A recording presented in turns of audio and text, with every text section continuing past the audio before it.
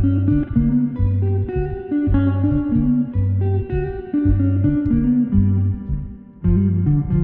might have missed this, but at the end of the Supreme Court's last session in June of this year, the court issued a ruling on a case called Ames versus the Ohio Department of Youth Services, where the defendant, Marlene Ames, a straight woman, alleged discrimination in promotions by her employer, saying they discriminated against her on the basis of sexual orientation in violation of Title VII of the Civil Rights Act. Because Ames was suing as a part of a majority group, the lower courts issued rulings under the background circumstances test, which elevates the burden of proof on a plaintiff to show there was active discrimination. So in this unanimous decision, the Supreme Court ruled that this test is not a requirement of Title VII statutes and is incompatible with prior precedent. That is, it doesn't matter if you're in the majority or minority of a protected group. Title VII requires the same protections for everyone on the basis of race, color, religion, sex, and national origin. As this ruling will affect the nature of discrimination-based litigation, we thought we'd talk about some of the implications from this case, especially as they relate to the kinds of pay equity analyses we do regularly, where we try and identify potential pay differences between protected and non-protected groups. Hello, and welcome to Of Significance, the podcast where we're taking our work home with us. I'm your everyman host, Brent Buckright, here with Dr. Nathan, I'm not an attorney, Woods, and Dr. Steve, I'll pretend to be Nathan's attorney, Bronars. Nathan, Steve, how are you? Oh, we're doing great. Thanks. Doing great. So with the Supreme Court's Ames decision and the kind of general directive of the current administration, there's maybe not a different lens, but a widened lens through which, discrimination cases are going to be viewed. And since we're talking about all this in light of pay equity analyses, first, what's different about this kind of thinking and how does it compare to the way we might do a pay equity study previously? Yeah, and I think the way you put it's probably right. It's not that it's a different, it's almost like there's probably more of a sensitivity or appreciation for aspects of the analysis that maybe were not prioritized previously. But, so a pay equity analysis is going to tackle whether or not there's a pay difference. Traditionally, we would have said, is that a pay difference that is adverse to women, for example, or a racial ethnic minority? As part of those analyses, you can also look at whether or not women or a racial ethnic minority was advantaged relative to men or to whites, or one group relative to another. And that may not historically, and again, maybe this is the right time to say we're not attorneys, so we're not giving legal advice. But I think historically, generally our clients, whether it's, litigation or consulting work, would be more focused on the traditional kind of protected groups and making sure that they were paid in accord with men or with whites. And obviously that was oftentimes the priority because if anything, there was something that where the women or the racial ethnic minority were paid less than the other groups.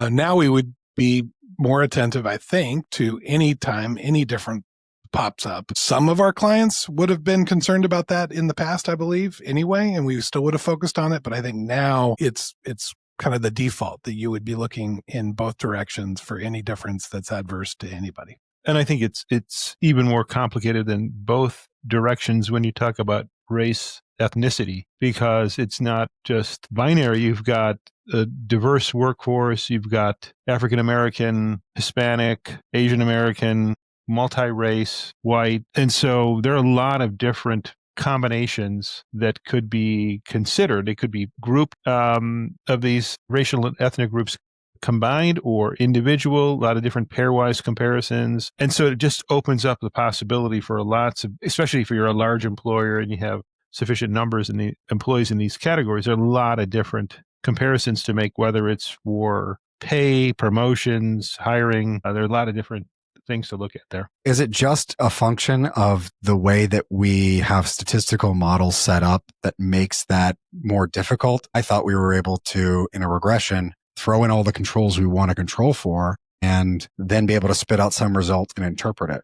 Yeah, the methods are there and the methods have always been there and we're using the same methods and maybe there's a little bit of a subtle thing where the reference group, let's say, for men versus women, the reference group would be men.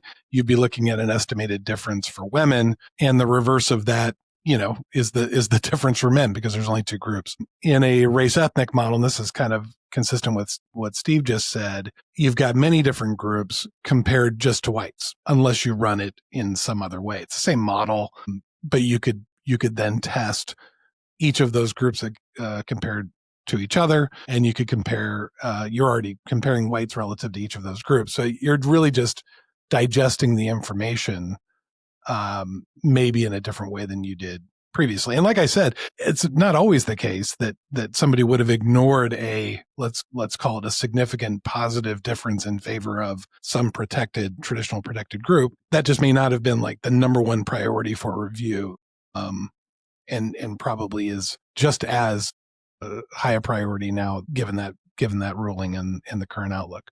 Well, it seems, and correct me if this thinking is wrong, but it seems like this creates the possibility, with a widened lens on the direction that problems could exist, that we're going to be considering a lot more race, ethnicity group combinations against each other, and that it's going to be easier to find some pairwise combination where there's a difference. And that also that if you're trying to make a correction in some area, it's going to make it more possible for a different area, because people are not just one thing, that some other area is going to now have a problem as a result. Go the other way. Yeah. Right. And I think in the statistics, you have an issue when you're doing these multiple comparisons, because it's kind of originally based on, we have this hypothesis, we're going to make the test this particular difference. And, I'm not saying that it would necessarily play out this way, but certainly if you're just doing some consulting work, there's so many different comparisons you could make.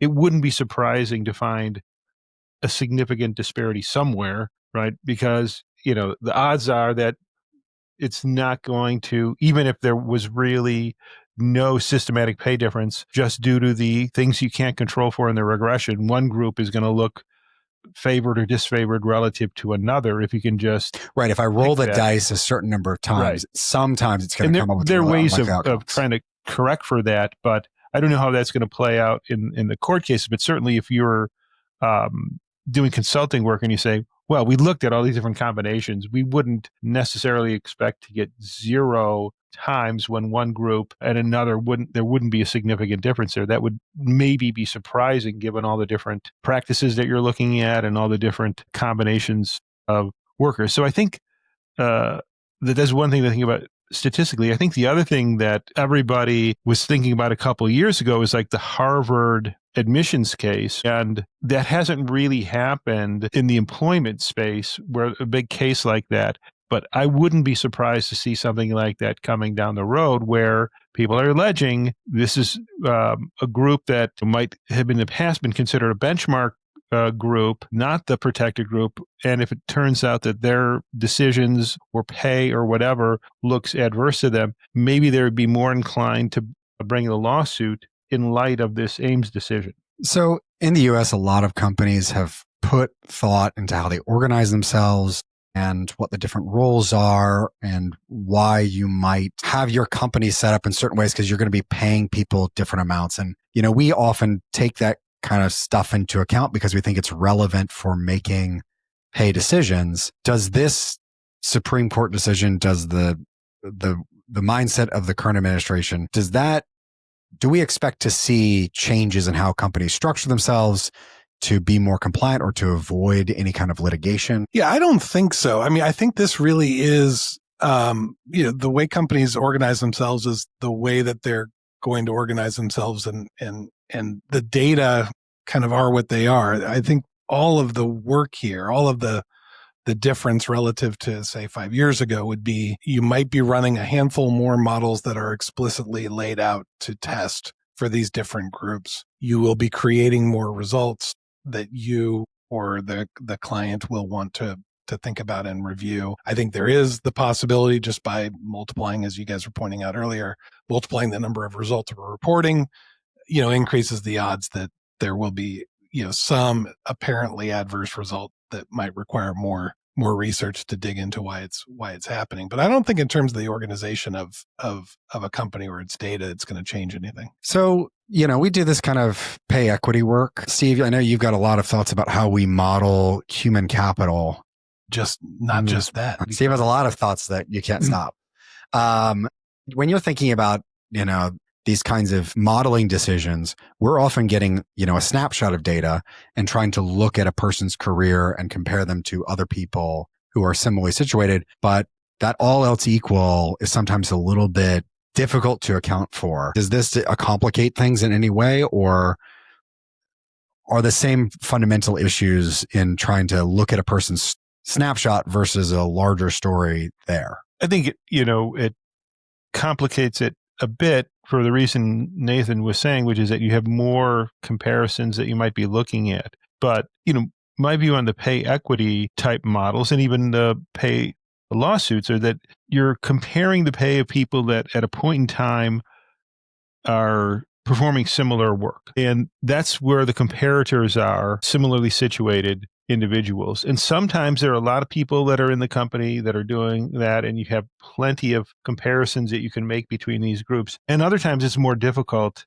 to do that because as you move up the hierarchy, there are fewer and fewer people in those jobs. And those are the higher paid jobs, more responsibility. And maybe the best comparators are people that work outside the company, but you don't have that information about that. And so whether someone was being paid appropriately or not, it's really from an economist's point of view, it's like, are you paying them their market salary, which it might be hard to determine by looking at their coworkers because there's not other people in that same position. That's one complication that has always been there, and it's not going to be any easier now that there are going to be more comparisons. And the other one is that it's a very dynamic, the human capital accumulation process, and as you move through your career. And so two people in a given year might be doing the same thing, but one is on the fast track and the other one is sort of plateaued. And so you can sometimes get these results that makes it seem like the longer you're in a job, maybe the less good you are. And it's not really that you got worse. It's just that you have reached the level that you're going to kind of plateau at, and someone else who's on the fast track is outperforming you, even though they've been doing the job less time. And so that would look strange if you're just looking at a cross section. But if you had a more dynamic view, you might, okay, I can see what these patterns are. And all of this stuff is going to be impacted by attrition, who stays and who leaves. These have always been an issue with like trying to read too much into a cross-sectional study. And I just think it makes it even more challenging if you have even more comparisons to make. Just quickly on that, Steve reminded me, one of the things that we run into all the time, as you know, Brent, is we're running a study for somebody in 1 year. Everything looks however it looks. And let's say it gets relatively a little bit worse in the second year. And everybody wants to know, well, why is that? And almost every time, the story is something like, well, maybe you consolidated some departments or split some departments up and just changed around the composition of the people, and that can do it. But oftentimes it is a relatively highly paid member of one group moving to some other department or terminating, and they're no longer contributing in the same way to that result. And so that idea of that kind of attrition creating the potential difference, I think we run into that kind of all the time. Yeah. And as you move up the hierarchy, you're comparing within that level, and there are fewer people in that level. So one person leaving makes a big difference. Or one person coming on board can make a big difference. Whereas when you're at the more entry level jobs where there's lots of people doing it, it's going to be less sensitive to that.